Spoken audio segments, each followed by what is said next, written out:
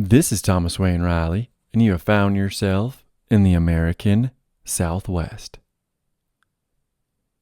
This is part 3 of my series over Billy the Kid and the Lincoln County War.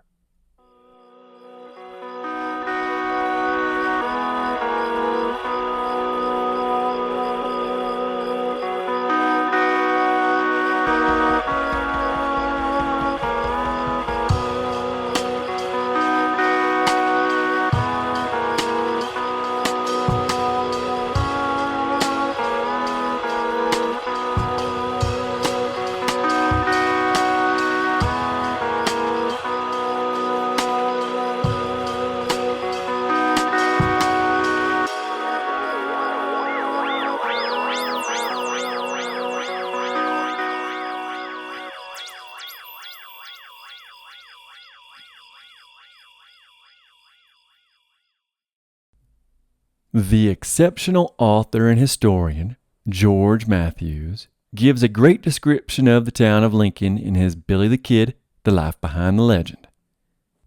I know I've talked at length about the town, but it's important to get a real feel for the place. I will be talking about it a lot. I've visited Lincoln twice this summer. Once after my birthday, and for my first Father's Day. That was with my wife and my son. It was quiet and empty and hot. I could picture the scenes going down during this series. I was trying to relay them to my wife. The second time was for the Lincoln Days, which has shootouts, vendors, and Billy the Kid's famous escape from jail. You'll hear about that later. They have a recreation of it. That second time was quite busy and full of people enjoying the story of Billy the Kid and the Lincoln County War. There's only one brewery in town, and then the rest of the main drag, which is small, is a sort of living museum and mixed in with private property. The Dolan House is still there. Tunstall store is still there, and it's surprisingly large. The town is surrounded by steep hills on either side. A thunderstorm rolled in while some living history gentlemen were recreating a shootout with Billy. It's a beautiful place, and visiting it made it so much more easy to picture everything I'm about to tell y'all. So I suggest all y'all visit it if you're ever in the remote area of Lincoln. So author Matthews writes of Lincoln and describes it well. He wrote, quote, "In the fall of 1877, Lincoln consisted of a few dozen one-story flat-roofed adobe or mud brick homes, a handful of stores, and one saloon. Scattered for almost a mile on both sides of the town's only street, a hard-packed dirt road that twisted west to east along the south side of the meandering Rio Bonito. A number of jacals de palos, small houses made of vertical logs, chinked and plastered with adobe mud and covered by a dirt roof, each with an irrigated garden plot, stood behind the buildings lining the street. A round stone tower, or torreon, built in the 1850s to repel Mescalero Apache raids, stood on the north side of the street in the middle of town. The one-story courthouse was across the street from the torreon. On Saturday nights, with the interior rearranged, the courthouse became a dance hall. The next building east of the courthouse held Ike Stockton's saloon in one end and the Jose Montano store and home in the other. Next to the Montano's house was Juan Patron's home and small store. The Isaac Ellis family lived on the north side of the street at the east end of town. Across the street from the Patron house was the town's jail, called the Pit Carcel. The jail consisted of 2 log-lined cellar rooms beneath the 2-room adobe jailer's house. Access to the underground jail was, quote, by means of a ladder lowered and raised through a trap door in the floor of the jailer's quarters, end quote. Prisoners were taken outside from the dark, airless, and cramped dungeon rooms once a day for exercise. On the west end of town, on the south side of the street, stood a 2-story adobe building, Lincoln's largest structure, the house of Murphy, Dolan, and Riley. Besides the firm's store, the post office and sheriff's office were also in the building. The Wortley Hotel and Eatery was located diagonally across the street. The McSween house and Tunstall store were located east of the Wortley on the same side of the street, about halfway to the Torreon.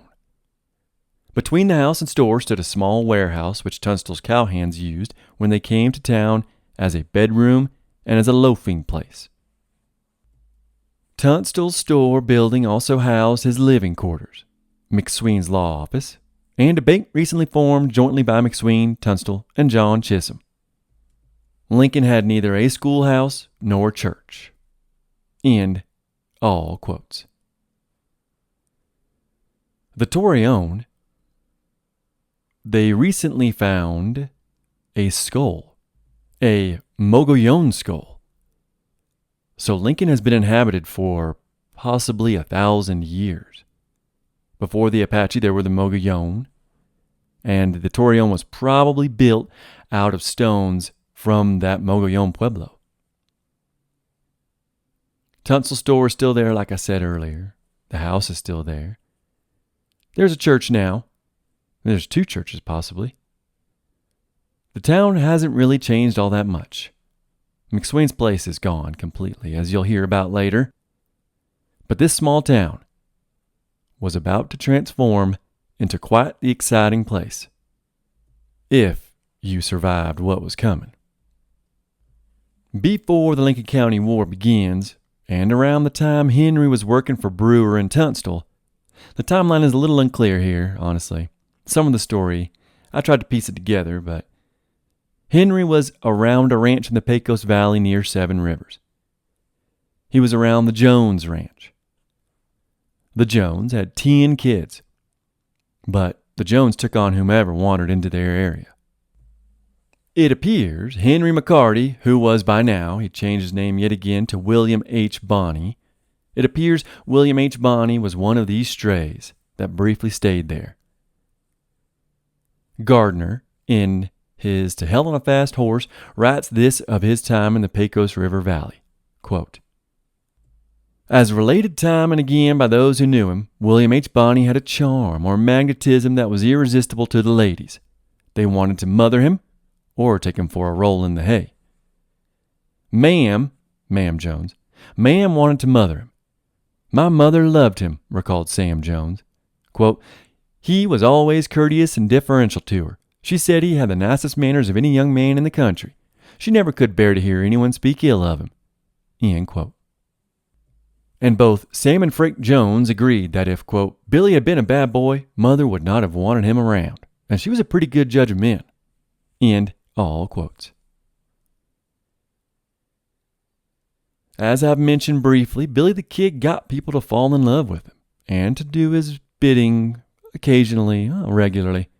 He had a certain charm. He also had a very deadly side to him, as you'll hear. By now, Billy the Kid was great with his weapons. He may not have been the quickest or the straightest shooter, but he was calm and cool under pressure. He was seen around this time at the Jones Ranch to always be practicing with his pistols or doing tricks on a horse. Lily Casey, of the Caseys who tried to abscond with the cattle but had to sell them to Tunstall, Lily Casey would recall later in life that she knew Billy from this time period, and she was no fan of him. She called him a bum. But she did say of him that he was, quote, active and graceful as a cat. At Seven Rivers, he practiced continually with pistol or rifle, often riding at a run and dodging behind the side of his mount to fire, as the Apaches did. He was very proud of his ability to pick up a handkerchief or other objects from the ground while riding at a run. End quote. Most everyone did in fact seem to like Billy the Kid. He was fun, he could sing, and he could dance like his mother. One man in Lincoln remarked that he, quote, had a beautiful voice and sang like a bird, end quote. Another Lincoln resident said he was, quote, the center of interest everywhere he went, and quickly became acquainted with everybody, and because of his humorous and pleasing personality, grew to be a community favorite, end quote. It's hard to imagine him as a hardened killer, which he does in fact become. even if much of his life was extremely exaggerated. Yet another Lincoln County resident claimed Henry, or again by now William H. Bonney, had a, quote, great personality and could ingratiate himself in people's good graces very quickly. He had laughing blue eyes and was always smiling or laughing, end quote. And the ladies loved him, especially the New Mexican Hispanic ladies. He did speak Spanish rather fluently after all, and he was a great dancer. At this point, he was only 17, but he was making an impression on the people of Lincoln and Lincoln County, especially the New Mexicans, or as the Anglos called them at this time, the Mexicans.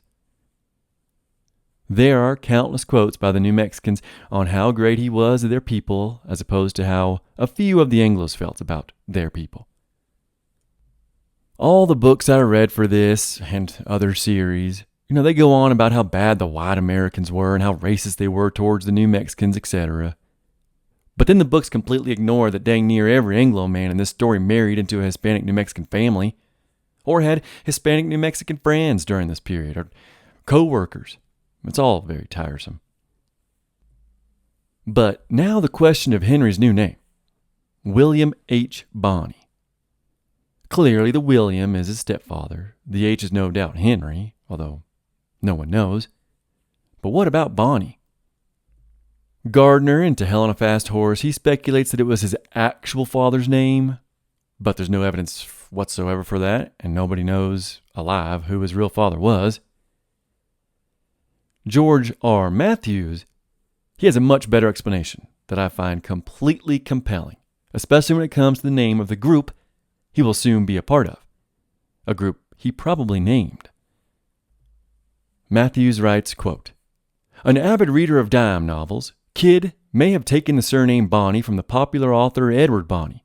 Edward Bonney was an adventurer and bounty hunter who, in 1850, wrote and published The Banditti of the Prairies, or The Murderer's Doom, a tale of the Mississippi Valley and the Far West. The book, an immediate success that went through multiple editions by 1877, told of Bonney's exploits as a bounty hunter and the actions of citizen vigilante groups known as regulators against the banditti. It would be surprising if a fan of dime novels like Billy would not have read the widely popular Banditti of the Prairies. End quote. So I'm sold. And I will talk about the regulators a bit more later. Well, a lot later. They have a rich and extremely interesting history in the United States, going back from before the Declaration of Independence. If you'll recall, Jesse Evans and 3 of his boys had been arrested by Brewer when Henry was searching for his horse and while Tunstall was out of the state. Well, Evans and his men were in that jail in Lincoln that was described earlier, the pit jail. A jail Pat Garrett, the future sheriff, would describe as unfit for a dog kennel. Although Tunstall, McSween, and Dick Brewer's cattle had been returned, their prized horses worth $700 had not been. These were the horses and mules that Evans and the boys had taken earlier. So Tunstall and Brewer went to the jail to talk to Evans and his men, but the conversation did not go as planned. Here's a snippet of the conversation as related by Matthews, who is quoting Tunstall's letters. After a short chat, Tunstall and Evans began a more serious bantering. It amuses me to see the Englishman come around and he don't get any satisfaction, Evans remarked. Satisfaction? The devil, a ruffled Tunstall replied. What do you mean? Why, what you want to know is where your mules are and you don't get to find out, Evans replied. Find out my great-uncle, Tunstall exclaimed. Do you think I have no sense? I never went begging for a woman, and I'll swear the mules ain't foaled that I would pay for. You have stolen my mules and horses. They are worth an easy $700, and you know I want them without being told, and I know that if you want to return them, you can do it. But you should go to hell, and the mules too, before I would ask you for them. End all quotes. Evans and the boys were through with their outside time. That's when they were talking with him.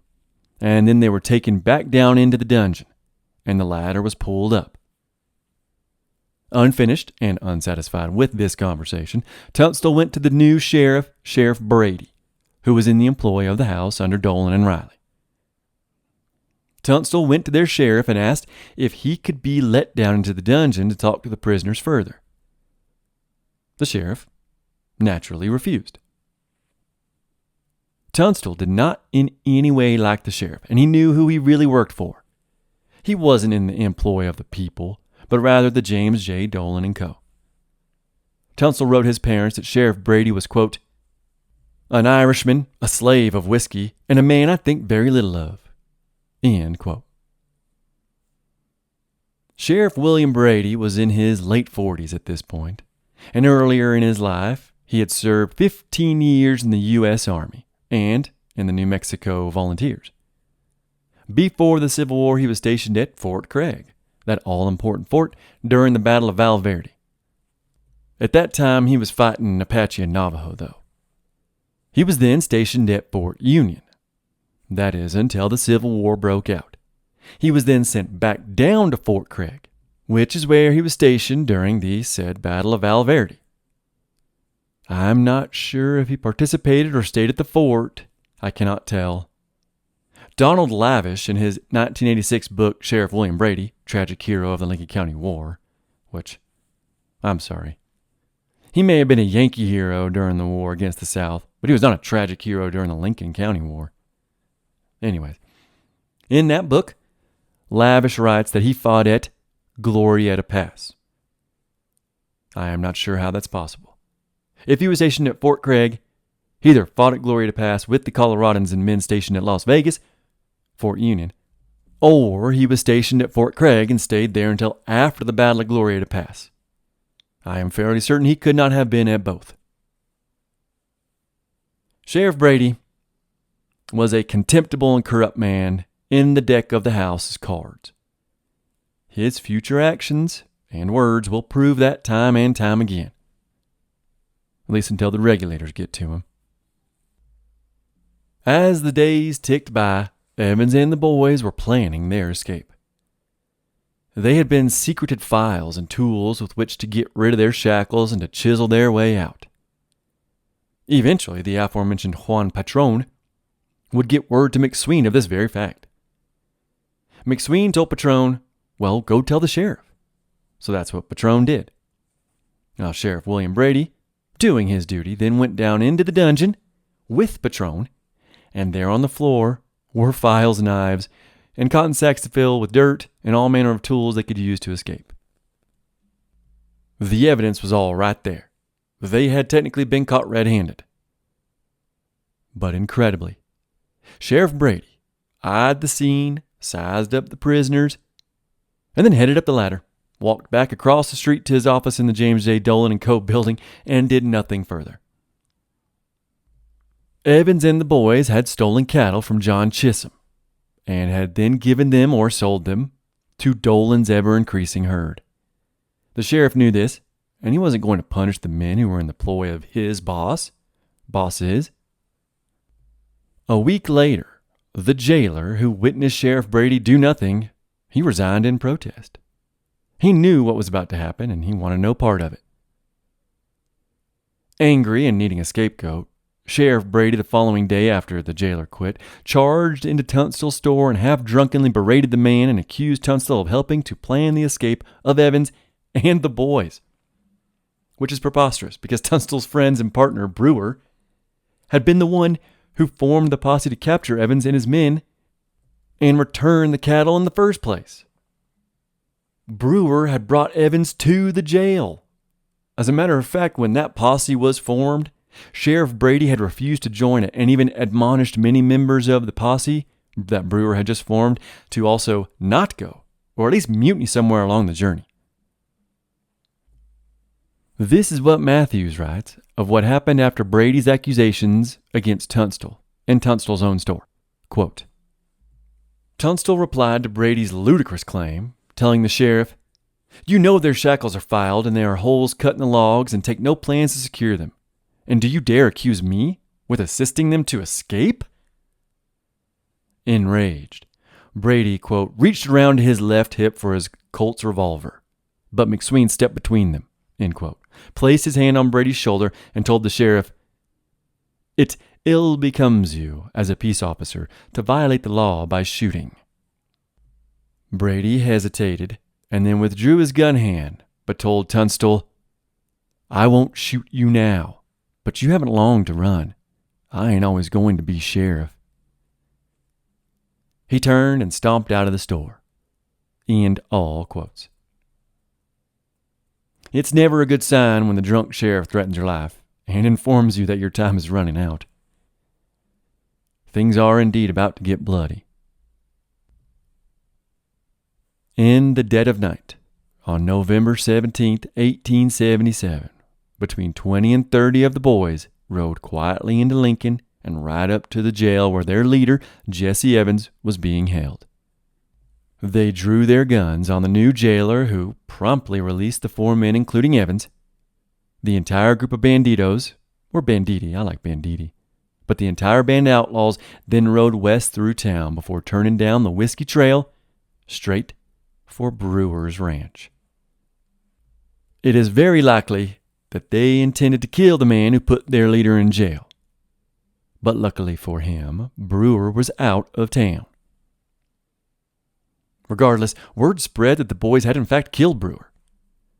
Horrified, McSween ran to Sheriff Brady and demanded a posse be mounted to hunt down the thieves and now murderers. Well, some of them were already murderers.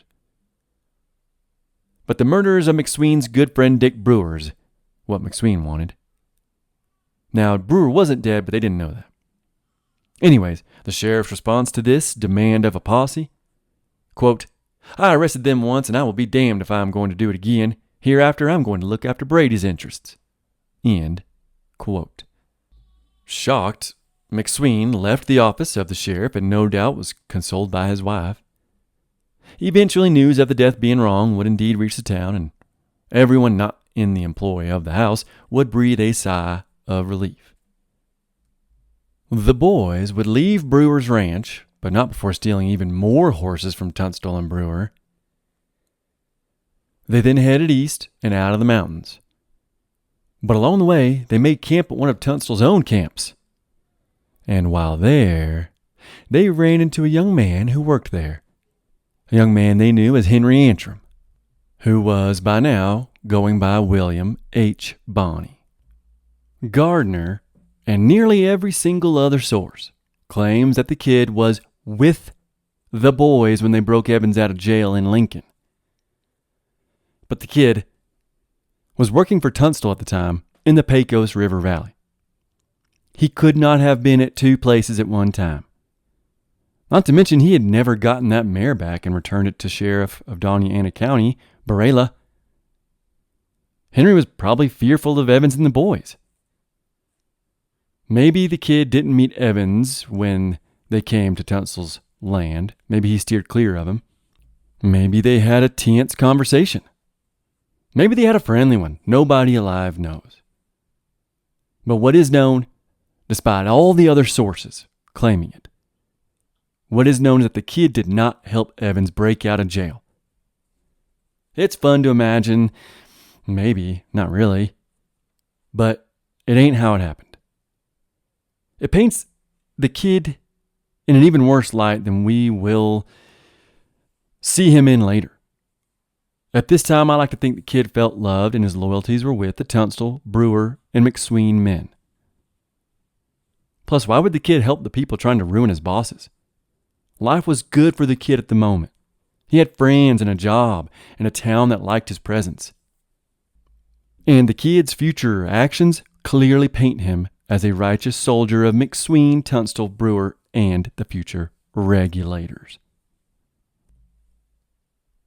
So meanwhile, the McSweens and John Chisholm found themselves in a bit of a bind on account of the whole Fritz life insurance check. McSween, being an attorney, he was hired to deliver the $10,000, now $7,000 life insurance check to Fritz's heirs. But Dole & Co. in the house had put themselves in a position to take the money from Fritz's family, who were his rightful heirs. Even though McSween had the money, he had not handed it off to the 2 heirs yet. Maurice Fulton writes in History of the Lincoln County War about McSween and this check and the Dolan Company.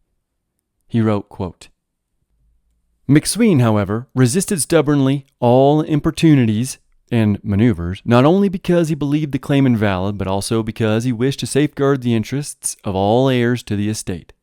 He felt that besides the brother, Charles Fritz, who lived on the Fritz Ranch near Lincoln, and the sister, Miss Sholand, who was at the time living in Las Cruces, there were probably other heirs living in Germany. He was determined to have the matter closed equitably and legally, and for a few months was able to check the various efforts of the Dolan firm to get their hands on the money. End quote. So yeah, Alex McSween may have wanted to find other heirs, but really he didn't want the check to fall into the House hands. By now, Dolan and the House had insinuated themselves into this check, and they had gotten the sheriff of San Miguel County to arrest McSween and Chisholm. Dolan told the court that he believed McSween was going to abscond with the check and leave the country. Now, he was not going to do that. This trip had been planned for months. But the whole legal system was corrupt and in cahoots with the House and, by extension, the Santa Fe ring. So in Las Vegas, Chisholm and McSween were arrested. Again, this whole thing is wrapped up in Santa Fe ring and its key players, and I could do a whole episode on them. I won't. There's a lot there to mine, though. One of these ring members was a Union soldier named Reinerson, who had by now been appointed as the district attorney of New Mexico by the governor, a man named Samuel Axtell. Curiously, Reinerson, in 1867, Reinerson shot and killed Slow, the Colorado colonel who had led the Yankees into battle and defeat at Glorieta Pass before he quit and went back to Colorado. I mentioned in that episode of the Civil War series that Slow would die in Santa Fe. At the time of his death, Slow was Chief Justice of New Mexico, and he was trying to stamp out corruption and to stop the then forming Santa Fe ring from gaining too much power. This did not sit well with the men trying to get a monopoly on corruption, so they sent Reinerson to get rid of the judge. Slow, at some point, slandered Reinerson in public. Reinerson then cornered the judge and told him to take back what he'd said. Reinerson then pulled out a pistol. Slow shouted, quote, "Shoot and be damned," end quote. Well, Reinerson did shoot him, and he killed him. And then Reinerson was acquitted. Reinerson's attorney was Stephen Elkins, co-founder of the Santa Fe Ring. So Reinerson, now district attorney, okayed the arrest warrant for McSween and Chisholm, and then sent the arrest warrant to the other Santa Fe ring leader, United States District Attorney for New Mexico Territory, Thomas B. Catrone, who then sent Sheriff of San Miguel, Sheriff Romero, to apprehend the two. Even longer story short, Chisholm would stay in jail until March of 1878, while McSween would be sent back to Lincoln under house arrest. Now, things may have turned out different if Chisholm hadn't been in jail all winter. At this time, Dolan and the House were under extreme financial distress, and nothing they could scheme up was helping. The Tunstall store had taken quite a bit of business from the House, as people were happy to leave them and their dirty dealings in the dust. So the House needed this life insurance money that McSween had yet to hand over.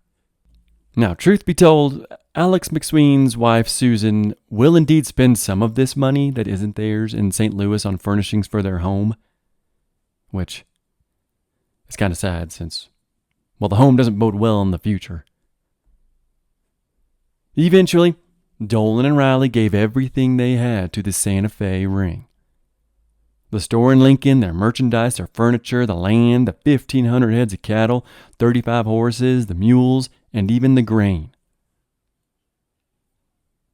Things weren't looking good for the House. So they gave everything to Catrone, the leader of the Santa Fe ring. The House needed that money from McSween, and they were going to get it. But then another turn of events helped fuel this building fire.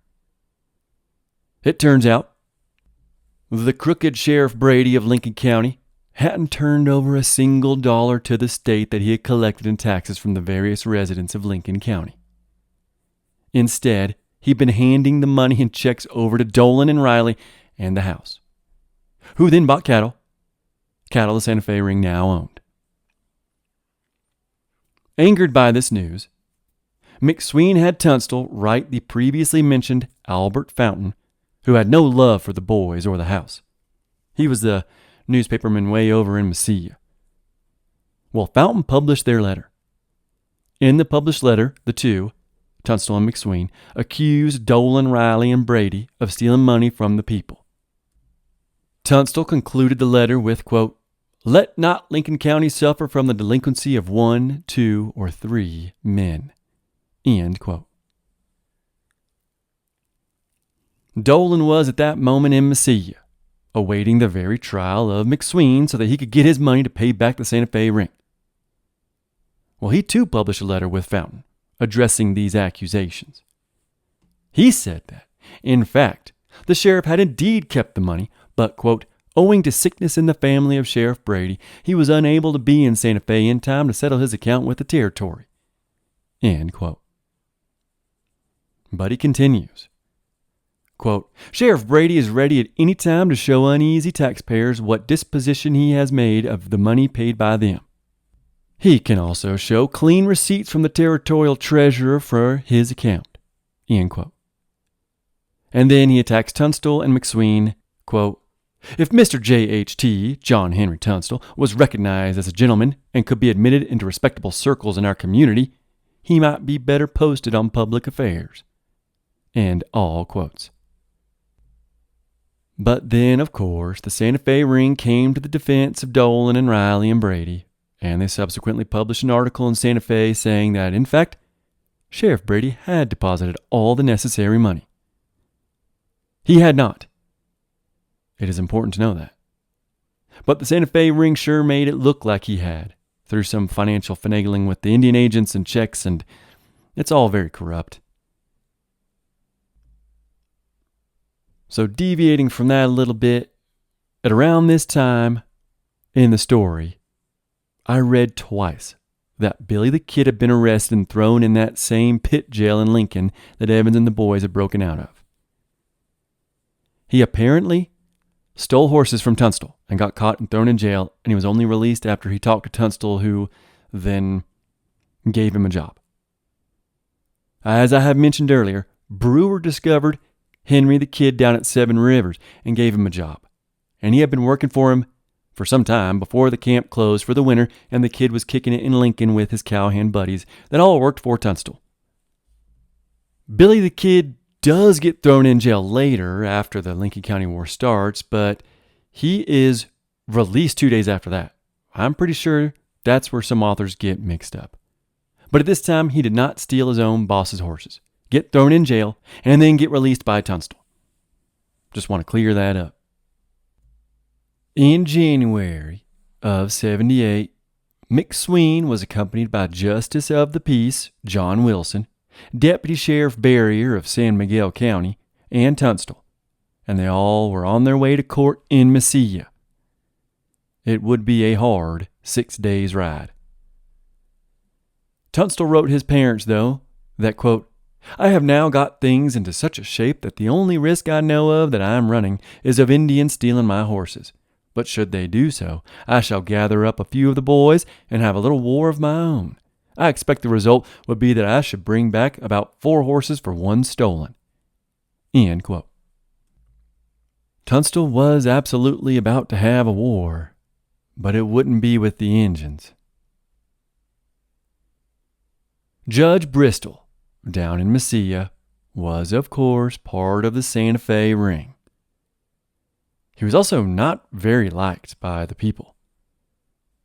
Maurice Fulton remarks that, quote, "In 1876, a petition for his removal was signed by 280 Grant County citizens, but Bristol managed to retain office." End quote. Bristol was strongly in favor of Dolan and Riley. This court case would be a sham. As soon as McSween arrived to court, the corrupt judge delayed the court date. This meant McSween couldn't have any of his witnesses or friends at the trial. A shady move.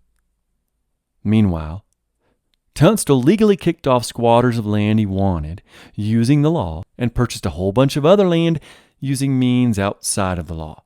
This was those 4,000 acres I talked about in the last episode that he bought. Over at the courthouse, the prejudiced Santa Fe ring Judge Bristol tore into McSween and set his bond unusually high, and then ordered McSween to be taken into custody back in Lincoln. He was going in that pit jail. Deputy Sheriff Brady wrote shortly after that, quote, "The conduct of Judge Bristol was very much prejudiced against McSween," end quote. He also said about the lecture the judge gave, he said Bristol, quote, "delivered a lecture to McSween, which was very unbecoming, and in which he showed himself to be a bitter partisan," end quote. The judge then said the high bond would have to be approved by the other Santa Fe ring member, District Attorney Reinerson. Reinerson denied the bond. On their way back to Lincoln, the whole group stopped at the previously mentioned den of thieves, Shed's Ranch. This is where the boys like to hide out in. And sure enough, Jesse Evans recently escaped from jail and a few of his men were there. And they were waiting for McSween and his group. McSween would later say, quote, "Jesse Evans, Frank Baker, Long, alias Rivers, notorious outlaws, came into our camp and inquired of us if we had passed J.J. Dolan on the road," end quote. An interesting question. Why would they have? Well, because he was on his way. And he also arrived to Shed's Ranch not long after that conversation. The two factions of the as-of-yet-to-start Lincoln County War were nearly all together. And things almost kicked off right here. The following morning after that conversation, Jesse Evans and Dolan came over to Tunstall, McSween, the deputy sheriff, and the justice of the peace, and Dolan drew his gun. McSween wrote, quote, "Dolan drew his Winchester carbine on Tunstall and asked if he was ready to fight and settle their difficulties. When Tunstall asked Dolan if he was challenging him to a duel, Dolan angrily said, 'You damned coward, I want you to fight.' Dolan drew his gun, cocked on Mr. Tunstall 3 times." End quote. After walking about 20 feet away, Dolan then turned back to Tunstall again and yelled, quote, "When you write the Independent again, say I am with the boys." End quote. Which again goes to show that William H. Bonney the Kid did not help Evans and the boys break out of jail, despite what other authors and historians say. Matthew's book is full of great pictures of all the characters. And if we're going by physiognomy alone, the Tunstall McSween camp were much more trustworthy and moral men than the Dolan Riley faction. Physiognomy does not lie. This little spat, though, it convinced the deputy sheriff Barrier that McSween would not be safe if he was handed over to the sheriff in Lincoln, because the sheriff would just turn him over to Dolan and the boys.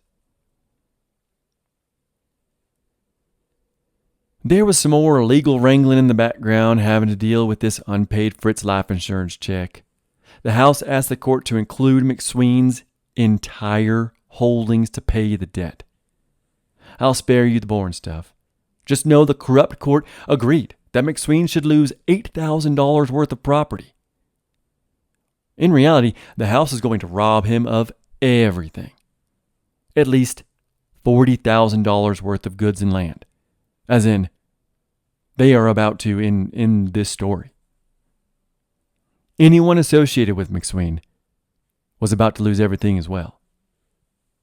The crooked Judge Bristol attached all of McSween's assets to this whole suit, and on news of that, Dolan, Evans, and the boys raced back to Lincoln in a record 24 hours and began occupying McSween's and Tunstall's buildings and helping themselves to whatever they could. All of this was done under Sheriff Brady's supervision, of course. They were legally stealing everything from McSween, but also from Tunstall, who was not named in the suit. McSween had promised to financially aid Tunstall when McSween could, but as of yet he had not. He did not spend the life insurance money. Okay, so Susan spent a little bit.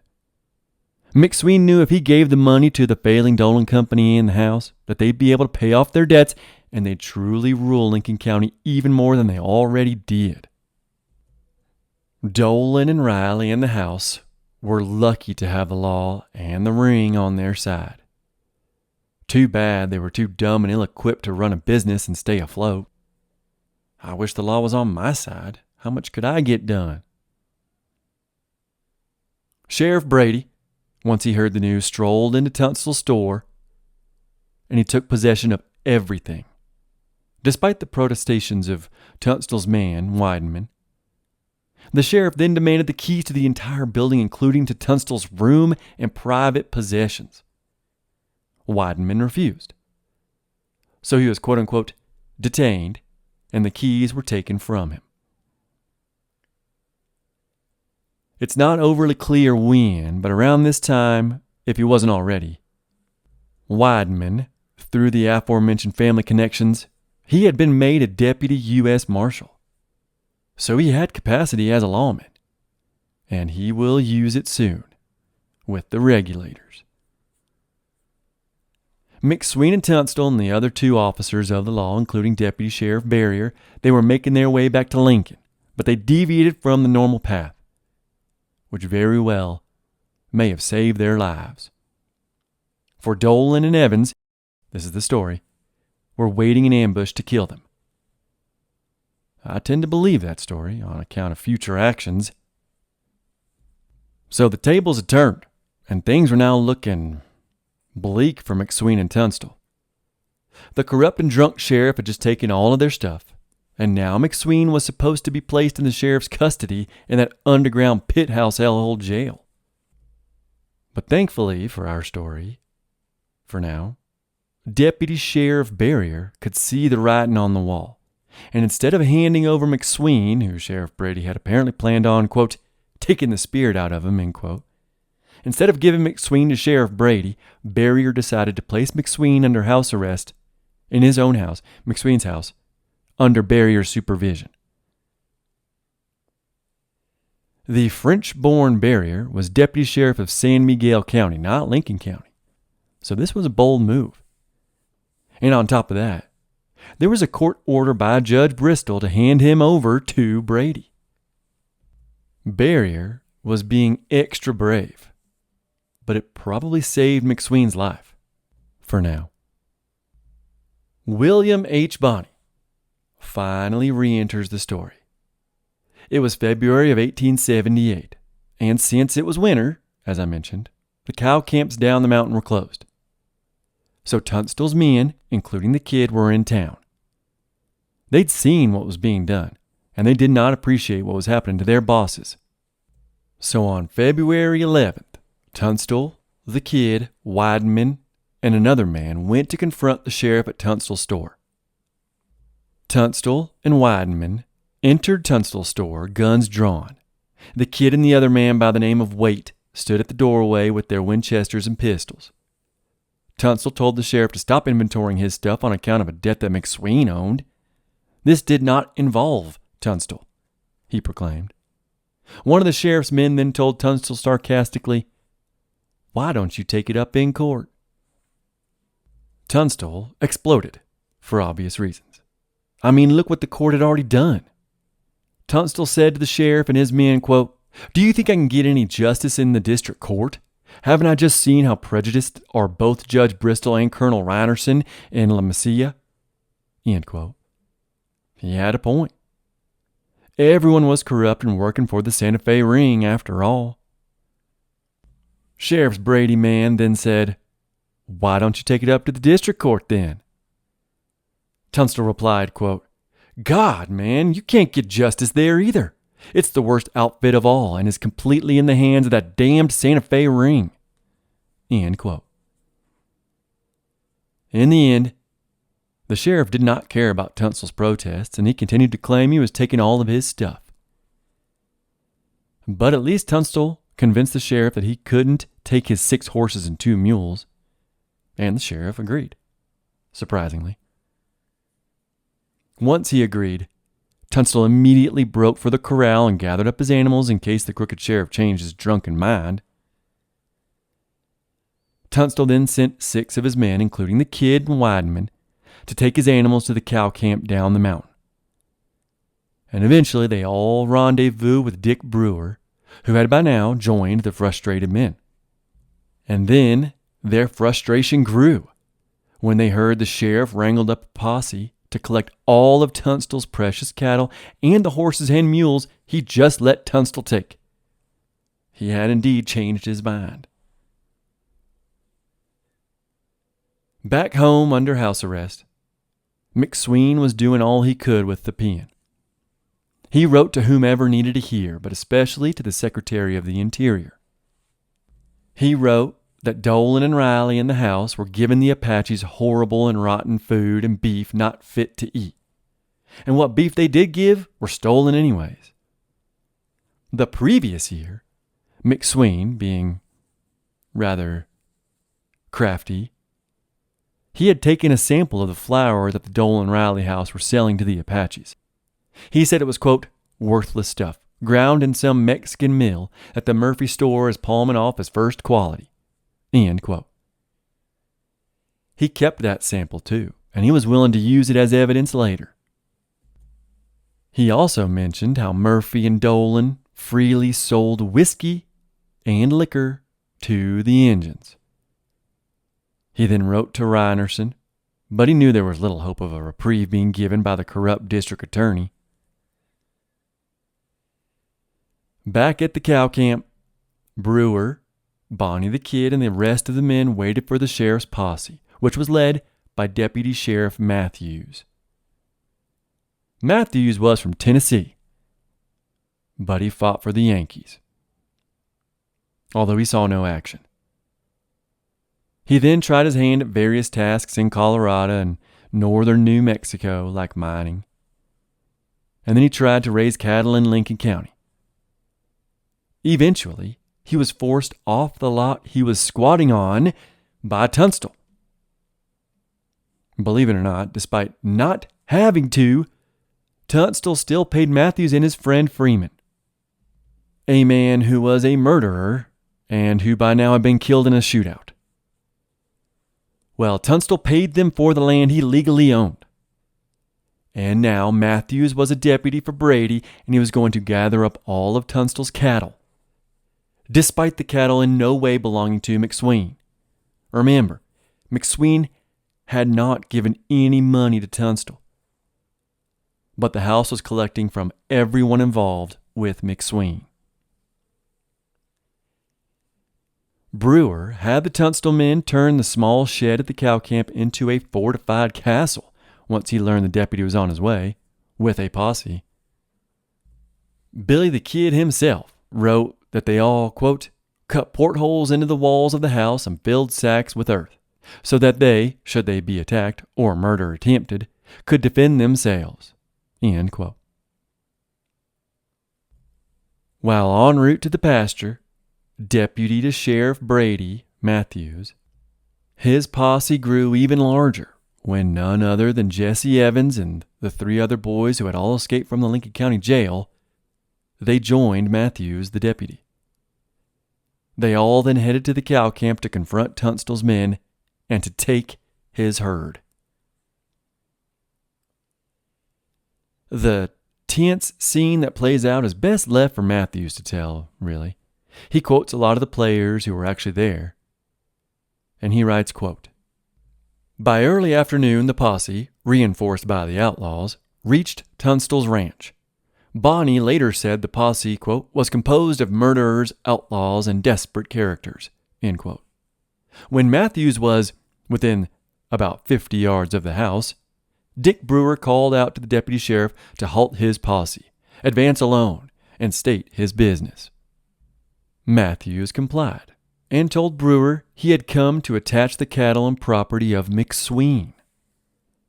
Brewer calmly replied that McSween had no cattle or property there, but offered to help him round up the cattle to see for himself. Surprised by Brewer's offer, Matthews said he would go back to Lincoln to get new instructions.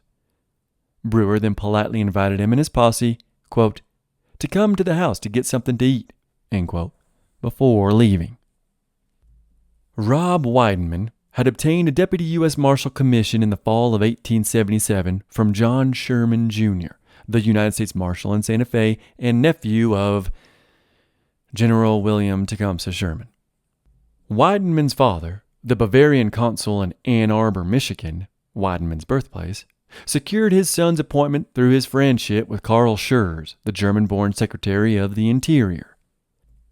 Just as Brewer had neatly diffused the potential conflict, Weidenman suddenly decided he needed to arrest Baker, Evans, and Hill. Brewer and some of the other Tunstall men pointed out that, quote, the arrest could not be made because if it was made, all the persons at the ranch would be killed by J.J. Dolan and their party, end quote. Bonney later testified that Evans, hearing Weidenman's threat, approached, quote, swinging his gun and catching it cocked and pointing directly at Weidenman, and asked if he was hunting for him, end quote. Weidenman replied, if he was looking for him, he would find it out. Evans asked whether he had a warrant for him, and Weidenman answered that was his business. Angered, Evans said that if he ever came to arrest him, he would pick Weidenman as the first man to shoot at.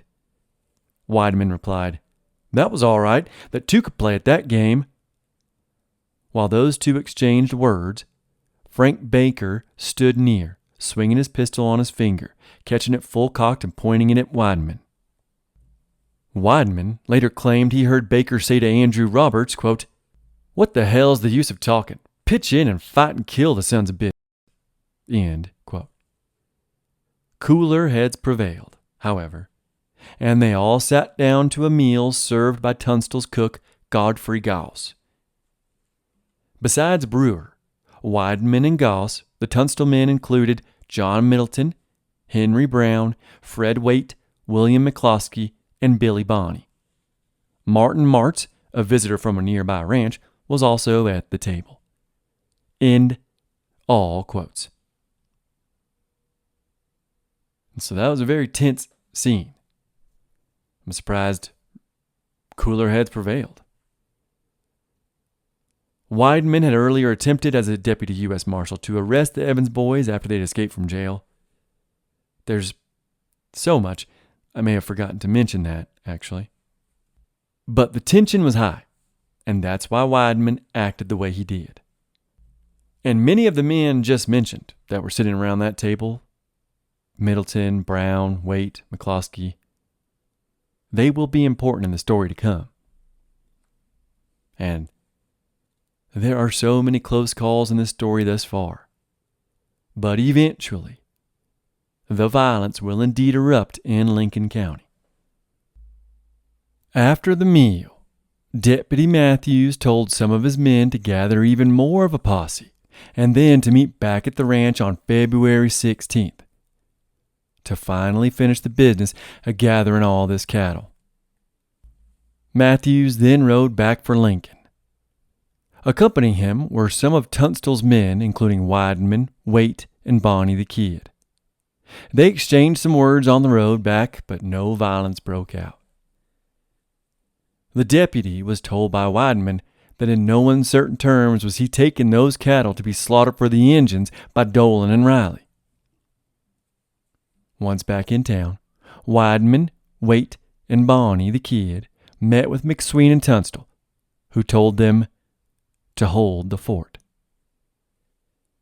The three of them then rode back through the Whiskey Pass and back to the ranch. Tunstall could not believe what was happening. It was a whirlwind of corruption and soon violence. He had done nothing wrong, yet everything he'd worked for was being taken away from him. Meanwhile, Deputy Matthews told Sheriff Brady what had happened, and Brady told him to gather even more men.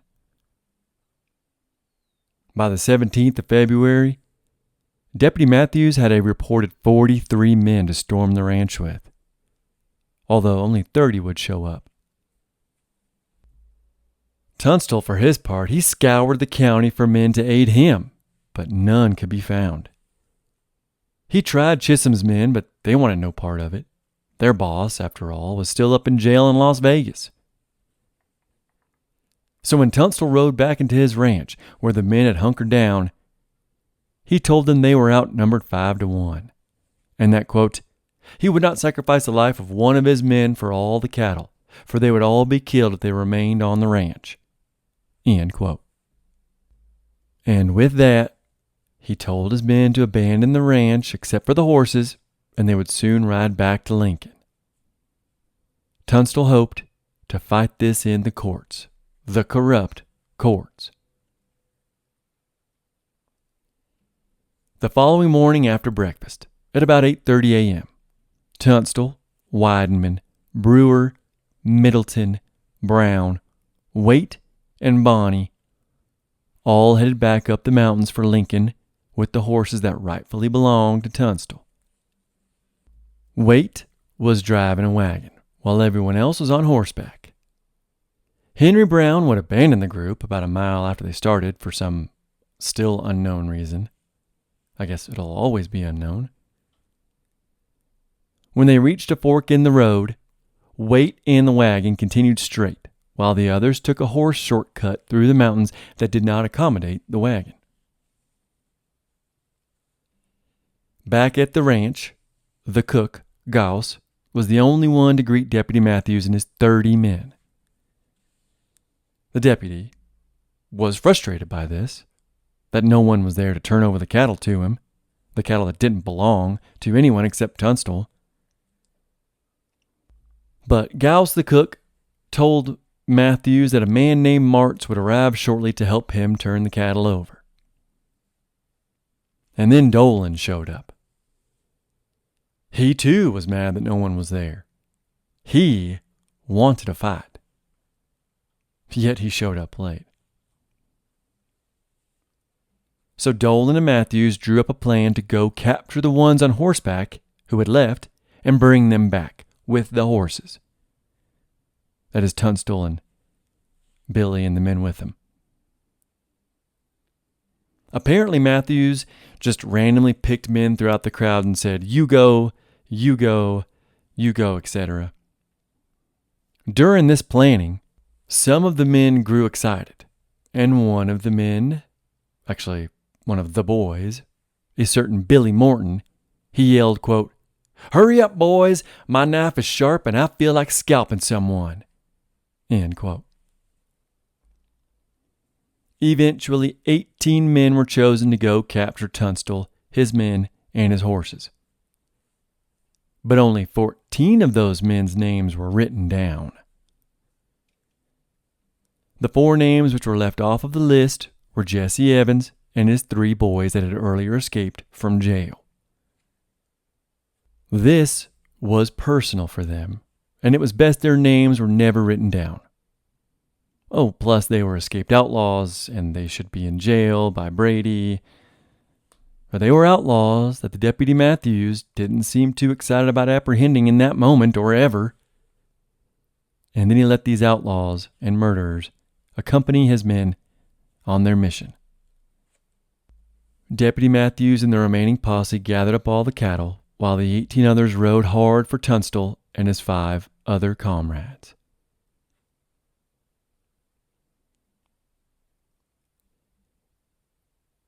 Instead of me summing up what happens next, I will read from Matthews, the author of Billy the Kid, The Life Behind the Legend. Shortly after 5 o'clock, as the winter sun dipped behind the Sacramento Mountains, the Tunstall party reached the head of the timbered canyon that descended into the Ruidoso Valley and Dick Brewer's ranch, less than 5 miles ahead. John Middleton and Tunstall rode leisurely on the side of a hill about 700 yards west of the trail where the 9 horses were being herded. Wideman and Brewer had gone up the hill behind Middleton and Tunstall, chasing a flock of wild turkeys. Billy Bonney rode drag on the trail behind the horses. After riding a short distance down the canyon, Bonney, hearing hoofbeats behind him, turned in his saddle. A group of riders, charging over the rise, began shooting at him. He spurred his gray horse, yelled a warning to those ahead, and raced west toward the hill occupied by Wideman and Brewer. The attackers followed. Middleton later said, quote, "I was within 30 steps of Tunstall when we heard the shooting first. I sung out to Tunstall to follow me. He was on a good horse. He appeared to be very much excited and confused. I kept singing out to him, 'For God's sake, follow me!' His last words were, 'What, John? What, John?'" End quotes. Middleton turned, spurred his horse, and raced toward Wideman, Brewer, and Bonney. When the lead attackers, Billy Morton, Jesse Evans, and Tom Hill, saw Tunstall alone, they turned and rode toward him. Tunstall made no attempt to follow Middleton. Instead, he turned his horse and rode toward the 3 advancing riders. As they paused and waited for Tunstall, 16 days shy of his 25th birthday, they rested the stocks of their rifles on their knees. As Tunstall rode toward, Hill whispered, "Hold on, till he comes near."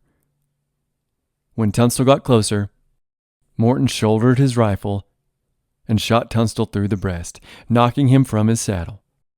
He landed face down, probably dead before he hit the ground. Hill dismounted and fired his pistol into the back of the Englishman's head. Someone else, probably Jesse Evans, fired and killed Tunstall's horse at the time Tunstall was shot through the head by Hill. Hill then emptied 2 cartridges from Tunstall's revolver. End all quotes. The rest of Deputy Matthews' men, when they arrived on the scene, they decided they'd best make it look like it was in self-defense, this murder of Tunstall. They laid Tunstall's body next to his beloved blind horse's corpse. I forgot to mention he loved his blind horse a lot, which is why he was always trying to gather him up. But they laid Tunstall on a blanket and then covered him with another blanket before placing the pistol missing the 2 cartridges next to him. They placed his head on his overcoat as a pillow. Then they morbidly placed Tunstall's hat under his beloved blind horse's head. Now, it should be noted that a lot of these men that caught up to the carnage threatened to quit the posse right there. They wanted nothing to do with murder, and they were shocked at what their outlaw posse members had done and how they had desecrated the scene. They flat out rejected when Evans suggested they hunt down the rest of the men who had just been there. Some of these men in the posse would later give the story of the murder, which is how we know exactly how it happened. Afterwards, they all rode back down to Matthews at Tunstall's ranch to tell the deputy Tunstall had fired on them, so they had to put him down, which was a lie. While this was going on, the 4 on horseback, not including Waite in the buggy, booked it in the dark back to Lincoln. They knew they were outnumbered 4 or 5 to 1, and defending their position was suicide. Poor Tunstall, though. Stunned at the chaos erupting and failing to follow his friends, he didn't stand a chance. Once back in town, Billy and the other 3 immediately went to McSween's, and they told him of Tunstall's murder. Soon the whole town would hear of it and gather at McSween's house. And most everyone in town was outraged. Already under the heel of the house, the townsfolk needed little reason to hate the perpetrators any further. While everyone in town gathered around the McSween residence, Riley, the only member of the house that was still in town, began to sweat. Well, Sheriff Brady was in town, but he holed himself up in his office with his whiskey, Riley, though, he got good and drunk and then decided he was going to give his condolences to McSween. For whatever reason, he thought this was a good idea. So Riley, no relation, stumbled drunkenly through town and over to Alexander McSween's house where the crowd of mourners were still gathered. He immediately slurred that he was unarmed and for no one to shoot him. Now, to prove he was unarmed, he turned out all of his coat pockets, all of his pockets, and I imagine he turned in a slow circle for dramatic effect. But when he turned out all of his pockets, a small book he'd been holding fell out and onto the table nearby, or on the floor and somebody put it on the table. It's not really clear, but a book fell out of his pocket. McSween would later say of this turning out of the pockets, quote, "In doing so, he threw out a memorandum book, and after asking the men in the house one by one if they wanted to kill him, and receiving a reply in the negative, took his departure, leaving the memorandum book on the table." End quote. So I guess he just threw it on the table and then left it. After the man of the house, Riley, left McSween's home, he headed straight for the safety of Fort Stanton. Meanwhile, McSween and his men rifled through this intriguing book that Riley had left, and they couldn't believe what they were seeing. In the book was a list of names, and each name had a code word, and the names were damning. In it, Catrone, leader of the Santa Fe Ring; Evans, leader of the Boys, he was there too. Alex McSween's nickname in the book was Diablo, or devil in Spanish. The book also confirmed that the Boys had been giving stolen beef to Dolan & Co., who would then sell it to the Army or the Apaches. All of their suspicions have been proven correct. But the most damning thing of all, tucked into the book, was a letter by the murderous and corrupt District Attorney Reinerson of the Santa Fe Ring. The letter was shocking. It read, quote, "Friends Riley and Dolan, Lincoln, New Mexico. I believe Tunstall is in with the swindlers, with the rogue McSween. They have the money belonging to the Fritz estate, and they must be made to give it up. It must be made hot for them. Shake that McSween outfit up till it shells out and squares up, and then shake it out of Lincoln. I will aid to punish the scoundrels all I can. Control Juan Patron if possible. You know how to do it. Be assured I shall help you all I can. For I believe there was never found a more scoundrelly set than that outfit." End quote. The law was on the house's side, and they'd just placed their first bet with the murder of John Tunstall. The house always wins, right? Thank y'all for listening, and I'll see you again soon in the American Southwest.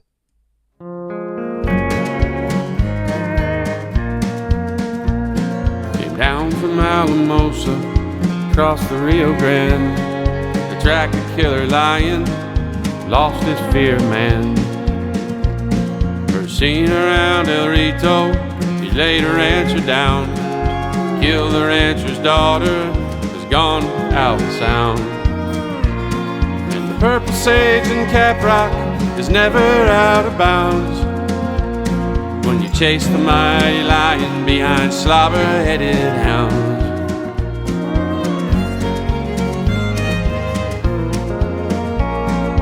Not much trace of man out here, the painted canyon walls.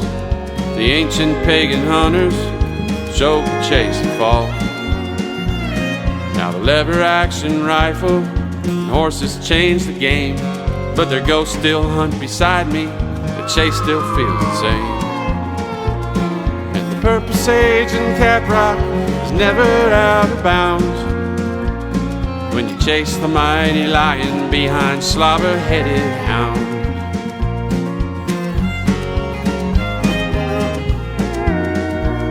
Now the my father left me ranging out of sight, I stand up in my saddle in the early morning light. I can see the good gyp circle, and I know it won't be long till the canyon rings are striking cry, the lion will be found. And the purple sage and caprock is never out of bounds when you chase the mighty lion behind slobber-headed hounds.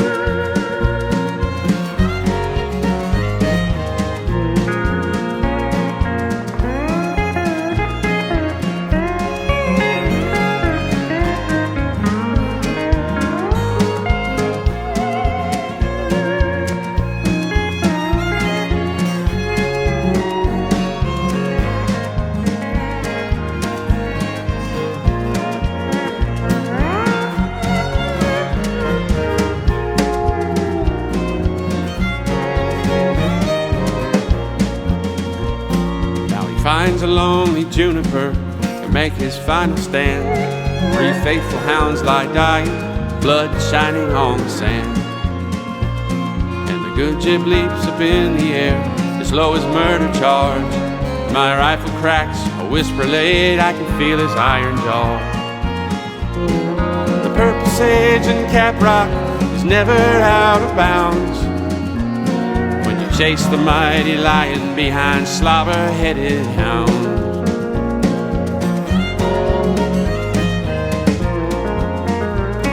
Now the eagle sees us falling, the hunter and the prey.